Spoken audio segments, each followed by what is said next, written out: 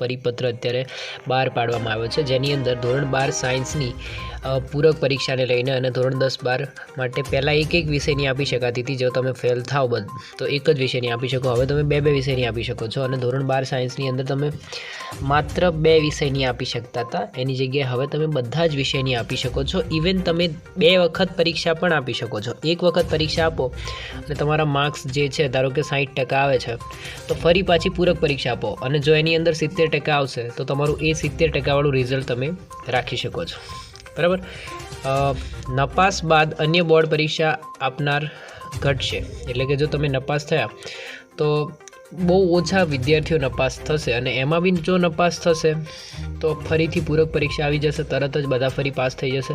એટલે ફરી 2025માં તમને આપવી પડશે એવા ચાન્સ બહુ ઓછા છે. જો 100% વિદ્યાર્થીઓ પરીક્ષા આપે છે તો 90% અથવા ઓછામાં ઓછા 80% વિદ્યાર્થીઓ પાસ થઈ જશે. એની પૂરેપૂરી ગેરંટી આપી શકાય આ બધી ન્યૂઝ ઉપરથી. બરાબર. આનું પ્રૂફ ક્યાં છે તો એ પ્રૂફ બતાવો. આનું જે પ્રૂફ છે આ રહ્યું. આ પરિપત્ર આવ્યો છે 2023 એટલે 28/12/2023 આજે. બરાબર. આજનો જે પરિપત્ર છે લગભગ સવારનો ચાલતો હશે, મને નહીં ખબર, પણ 28નો છે અને એની અંદર બધી જ વસ્તુઓ વિગતવાર. પહેલાં ગવર્મેન્ટે કીધું હતું કે આવું કંઈક કરીશું, વિચાર કરીશું, પણ અત્યારે ઠરાવ થઈ ગયો છે કે આ રીતના એક નવો નિર્ણય લેવાઈ ગયો છે. ધોરણ 10-12 આર્ટ્સવાળાને, કોમર્સવાળાને, ધોરણ 10વાળાને બધાને 2 વિષયની એક્ઝામ આપવા મળશે. 12 સાયન્સવાળાને બહુ મોટી ન્યૂઝ છે કે ભાઈ એ લોકોને ફરીથી બધા વિષયની પરીક્ષા આપી શકો છો.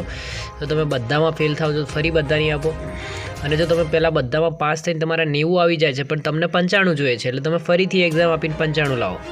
અથવા તમે 90 આવે છે અને ફરી આપો છો ને તમારા 80 આવે છે પણ તમને શું જોઈએ છે કે મારા જો 90 વાળું રિઝલ્ટ છે એ જ સારું છે, 80 વાળું નથી જોઈતું, તો તમે આવું પણ કરી શકો. મતલબ you can do anything you want. Okay. આ એક્ઝામની અંદર ઓલ ધ બેસ્ટ. કેવા લાગ્યો ન્યૂઝ અને સબસ્ક્રાઈબ કરી દેજો. Thank you so much.